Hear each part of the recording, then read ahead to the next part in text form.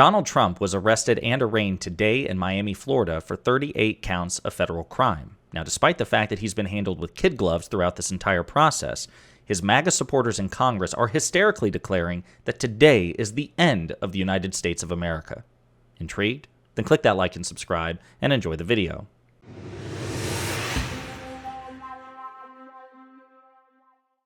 So today at 3 p.m. Eastern Time, Donald Trump, the former president of the United States, the current leader of the Republican Party, and the probable Republican nominee for the 2024 presidential election, was arrested and arraigned in Miami, Florida for 7 criminal charges, federal charges, and 38 counts of federal crime, including conspiracy, obstruction, and 31 counts of willful retention of national defense information.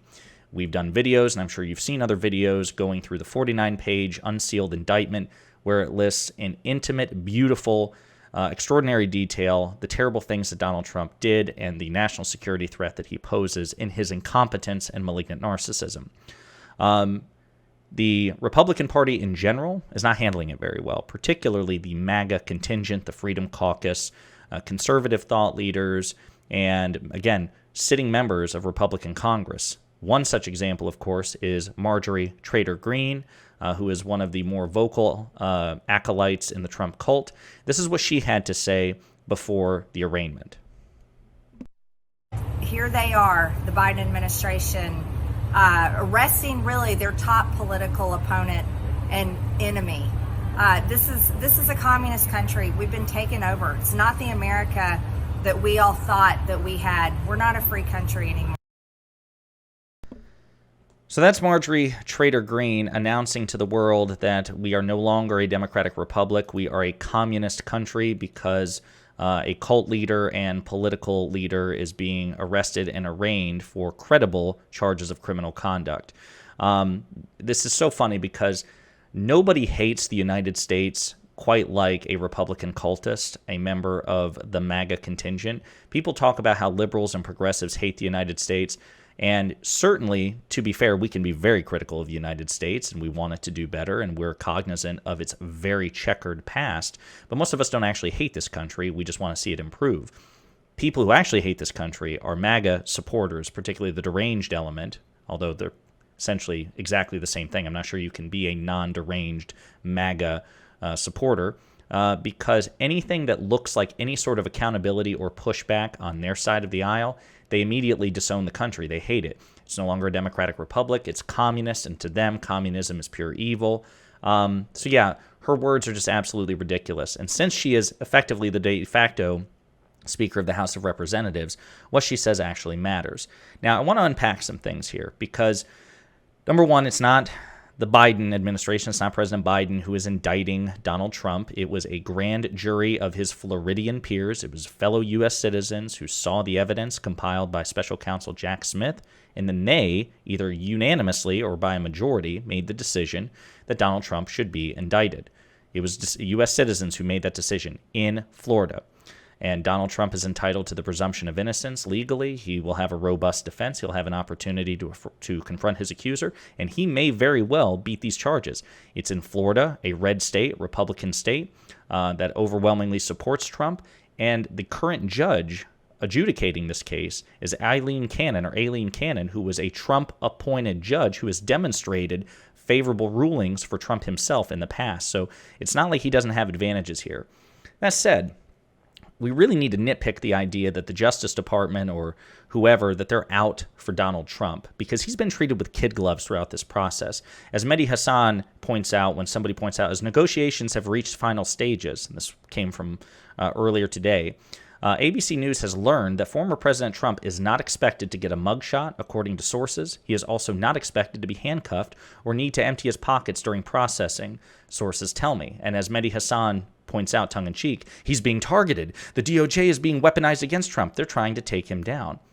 The point being that they're actually giving him certain courtesies that they would never give to any other person. They're actually taking it easy on him. Now, I want to play a quick clip here, a quick recap, of CNN's coverage of the arraignment itself, and then we'll unpack it and talk about some other things. On to Miami, thanks so much. Let's go to the other side of the courthouse where we find Paula Reed, who has some new information. Paula? That's right. We are learning from inside the court that the booking process is now complete. Now, that was going to look more or less like it would for any other defendant. Former president and his attorneys had some paperwork to fill out. It's expected that he would be fingerprinted, but they weren't going to do a mugshot or anything like that. But in a short time, he will go before a magistrate judge, and they will read the charges that have been filed against him. He's expected to plead not guilty. And at his defense table will be Todd Blanche and Chris Kise. He's the former Florida Solicitor General. The former president has not been able to put together his permanent legal team after the departures over the past few weeks of all of the defense attorneys who have represented him in this case. But again, this is just the first step in what is expected to be a very long and certainly historic case. Now, some people have asked me, why is it so hard for Trump to find lawyers?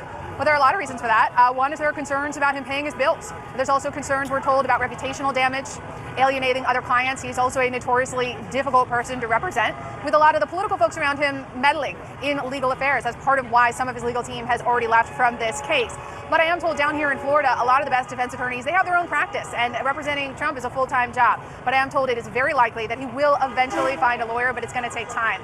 The other big thing I'm watching for in this courtroom is who is going to be at the prosecution table. The special counsel's office would not tell us on the record, for security reasons, who will be representing the special counsel's office. But if Jack Smith is in the courtroom today, that would be the first time that Trump would come face to face with a man who filed the first ever criminal charges against a former president of the United States.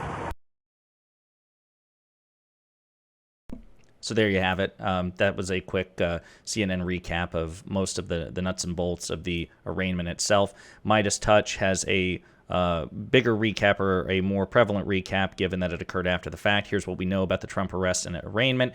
Donald Trump has been released from the courtroom without conditions after pleading not guilty, except he has one major restriction. He cannot have contact with any witnesses in the cases identified by the special counsel's office, including his co-defendant, Walt Nauta, except via counsel.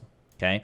Other than that, the judge placed no limits on Trump's international travel, as he and prosecutors did not view Trump to be a flight risk. So again, the Department of Justice, the special counsel, Jack Smith, they could have been petty, and I'm sure they could have come up with creative reasons, given that Trump is, again, a malignant narcissist and a coward, as to why Trump should be under home confinement or have to surrender his passport, but they didn't even ask that he do that. The Justice Department was like, hey, look, Donald Trump doesn't pose a flight risk, and the judge didn't force Trump to surrender his passport. The judge also didn't place any limits on Trump with regards to firearms. So again, in many respects, Trump is being treated with kids' gloves compared to other people in his situation.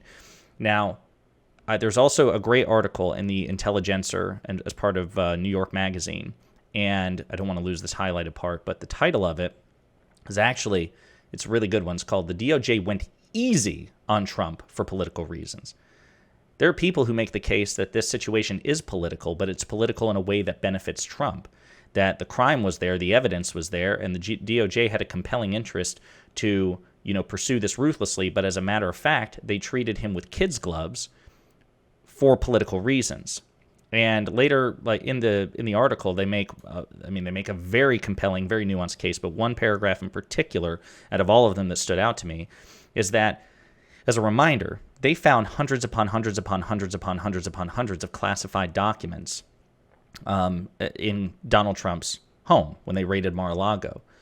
And the thing is, the documents that Trump willingly surrendered throughout that year-and-a-half process, when the Justice Department and the National Archives asked for things back and issued subpoenas, and Trump gave them some of them out piecemeal, as this article reminds us, Trump was not charged for those. So this idea that, this was a witch hunt, no, because when Trump gave certain documents back, the Justice Department and the National Archives were pleased with it, and they didn't count it against him. They're like, okay, you had them, you shouldn't have had them, but we asked for them and you gave them back, as has been the case with former Vice President Pence and current President Joe Biden.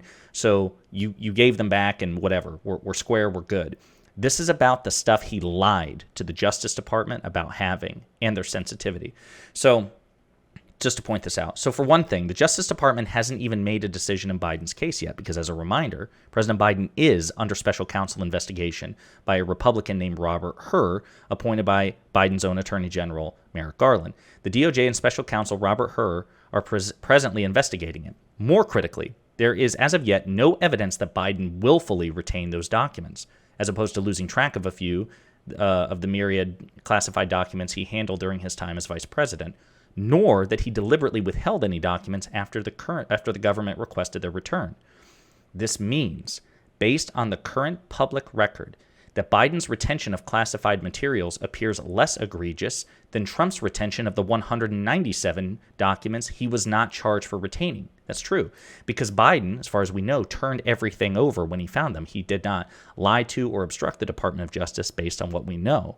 That means that it's actually less egregious than the stuff that Trump turned over and that Trump wasn't charged for. It is conceivable that new information will change our understanding of Biden's case, the article grants, but at present, were the DOJ to charge the president for retaining classified documents, it would be holding Biden to a radically higher standard than his predecessor in a manner that would bespeak political bias. Now, again, with all those qualifiers and conditional statements, again, we might find additional evidence that implicates President Biden and indicates that he engaged in criminal conduct. It's entirely possible. But based on what we currently know, Biden is being treated asymmetrically than Trump. The DOJ went out of their way to essentially let Donald Trump get away with a crime because he shouldn't have had the documents in the first place. He shouldn't have had them even after they requested them. They gave him not just one chance, but multiple chances in the past year and a half to turn the damn things over before it got to this point. They basically gave him every opportunity to get away with a crime, and he stupidly, narcissistically refused to do it, and now he's suffering the consequences. That's 100% on him, and that's also indicative that he's being treated with kid gloves, probably for political reasons. It is entirely possible that Attorney General Merrick Garland, who works for President Biden, is actually giving Trump more grace, more leniency than he would any other person, including a Democrat, including President Biden himself, because Trump is a political opponent of his boss. That is political bias. That is a political asymmetry.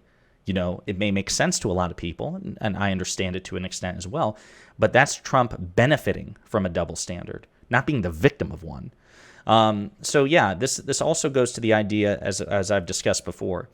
I firmly believe that when it comes to the political process, I believe that Republicans, Democrats, conservatives, progressives, liberals, moderates, and centrists, the media, the political establishment, I believe that pretty much everybody in general and every major cohort holds Democrats to higher ethical and legal standards than their Republican counterparts. This is a great example. Robert Hur, the man investigating President Biden, is a Republican. Can you imagine the scandal if a Democratic attorney general appointed a Democrat to investigate a Democrat? But the inverse is what we see all the time. Under the Trump administration, Donald Trump, a Republican, was being investigated by a Republican special counsel, Robert Mueller, appointed by a Republican attorney general or acting attorney general. I think it was Rod Rosenstein. So that's the point. Republicans investigate Republicans investigate Republicans. But when it comes time for Democrats to be investigated, it's Republicans who have to investigate them too. President Clinton, when he was impeached or was the victim of the subject of a special counsel, Ken Starr, I think it was, he was a Republican. So Republicans get to investigate everybody. That's what I'm saying. Democrats are held, even on these things that you just don't think about, to a higher standard than their Republican counterparts. We need to push back on that. That's unacceptable. Republicans should no longer be graded on a curve in this country. Politically, rhetorically, legally, they have lost any right to the benefit of the doubt if they ever had it to begin with, which in my opinion, they did not.